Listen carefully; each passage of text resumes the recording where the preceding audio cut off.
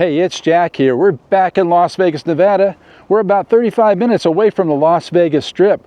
We're out here at the northern end of Las Vegas. And did you know this was once swampland out here?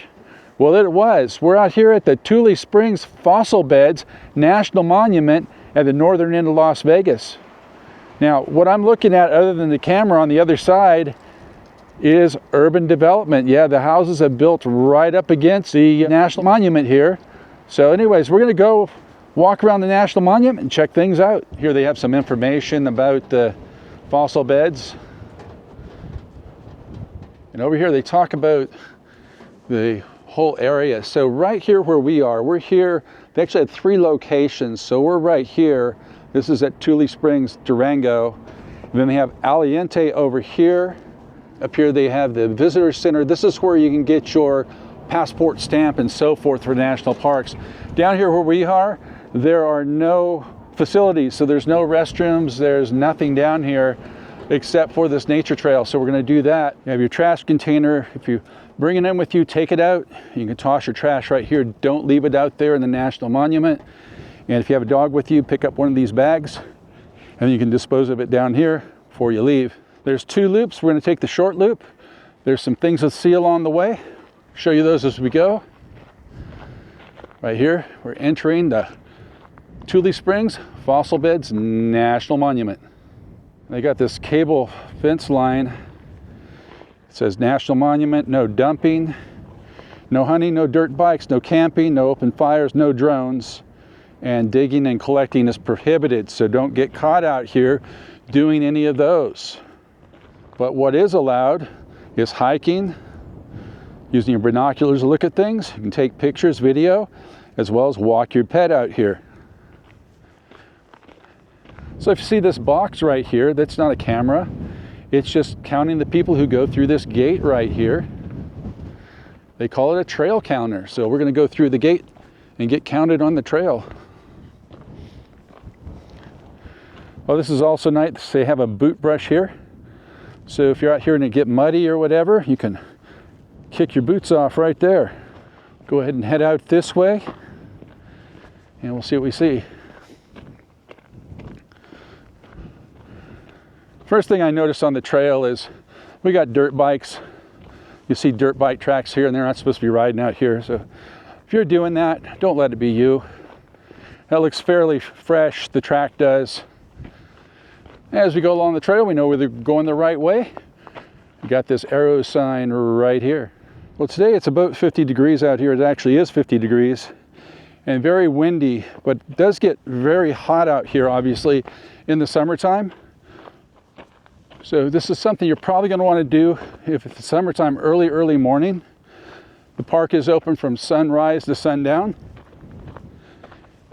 Or you'll want to do it later in the evening, but probably early morning in the summertime is your best bet. And the recording of this, it is in the wintertime here. So comfortable conditions. However, that wind that's going on does bite right through the clothing, so dress appropriately. We haven't walked very far, maybe about a quarter mile. If I want to look around, look back behind us, we can see the Spring Mountains right here. Let's come around the bend here. We can see those buildings off in the distance. Those buildings are the Las Vegas gun range. So it is at the northernmost part of the city out here, as we can see, in the middle of nowhere basically. And that's the gun range. They have rifle, pistol, shotgun, so forth out there. So if you're in the area and want to do some target shooting or whatever, that's the place to go. Now here the sign tells us, make a left. So we're going to make that left turn. Head up this way. Brings us around some pretty cool rock formations over here on the left side. And puts us right into the teeth of the wind that's coming down the pass here.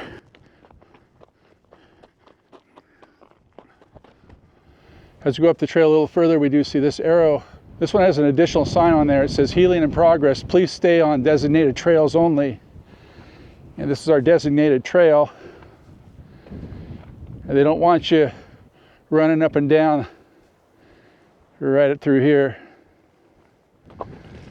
So we'll continue this way, see what there is to see. There's supposed to be some checkpoints along the way, information, QR codes, and so forth. We'll check those out when we get there. And there's supposed to be 4 of them on the trail. I haven't come across any of them as of yet. What we got up here, you see kind of a fork in the road. This is a dry wash here off to the left. So the trail's directly in front of us. Wanted to point out the view from here. You can see the Spring Mountains again directly in front of us. There's some snow on top. And just to think, on the other side of those power poles right over here off to the left are houses and people who live there. So this is what they consider an urban national monument. And we'll go ahead and follow these signs on up here. Well, we've come up here to a fork in the road. If we go to the right, that's the long trail. That's a 2¼ mile trail.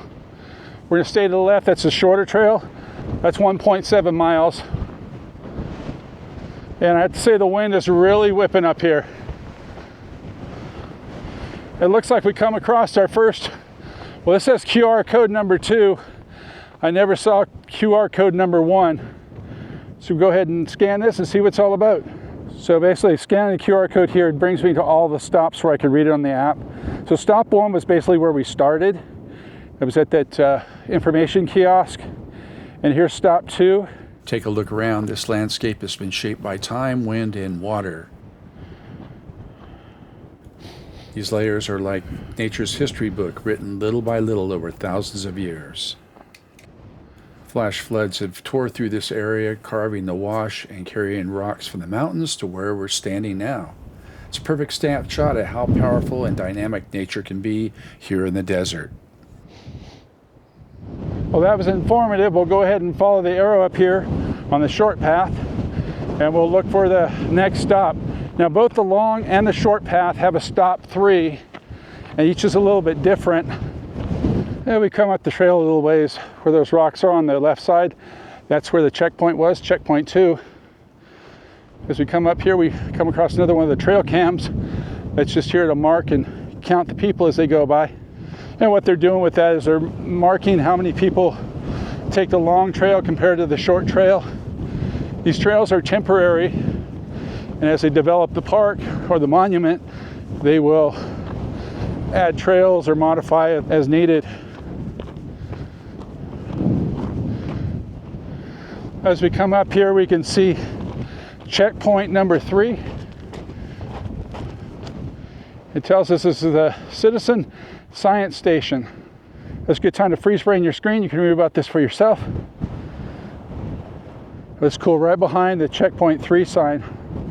If you come out here, they say to flip your phone to horizontal to take a picture and take a photo of the landscape and upload that to that email address right there with that subject line. We'll go ahead and capture this on video, and then I'll grab a still and send it off to that email address.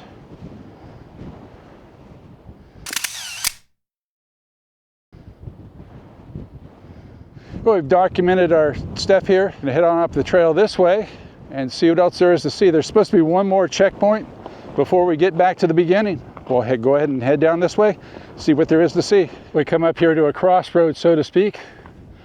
Off to the right, that's where the long trail cuts in and meets up with the short trail right here. And the arrow reminds us that we want to head off to our left. As we stand here, we can see that urban atmosphere all the way over here. They built houses all the way up against the National Monument here.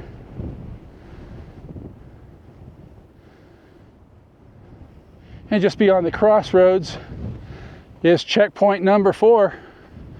Go ahead and scan that QR code and see what it says. Not every animal at Tule Springs became a fossil. Fast-moving streams buried bones quickly, but marshes took their time, leaving the remains exposed. Today, erosion reveals fossils for paleontologists to study, and there might be still hundreds hidden right below our feet. Well, that was informative. We'll go ahead and finish up our loop, see what else there is to see. Again, we can see dirt bikes have been riding on the trail. Don't let that be you. As you come up here, have another fork in the road. Have the sign that reminds us to stay to the left. I stop in here for a minute because I have a wonderful view of the Spring Mountains. You can see the houses in the foreground, but what I'm focusing on there in the background, Spring Mountains.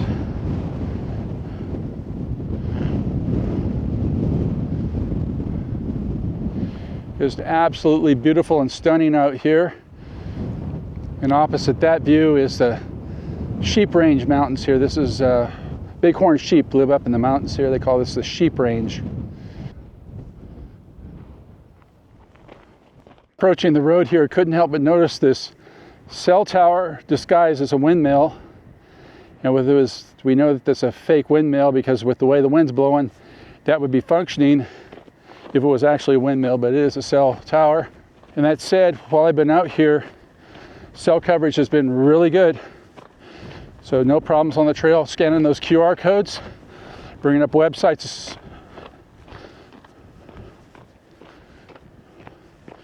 Now follow this sign here, take us back up to the road. It'll take us this way, and then where we came in is just right up here.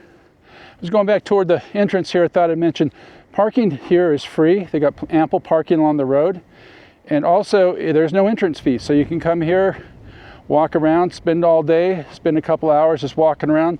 Stay on the trails though, make sure you do that, and don't bring your dirt bike through here. That's not allowed, and also tears up what they're trying to preserve, so don't do that. You could easily go over or under the cable fencing here.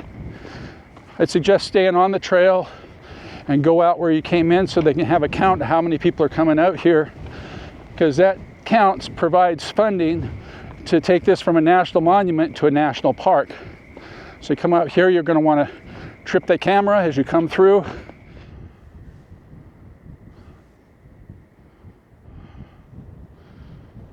And whatever you do, don't be these people here.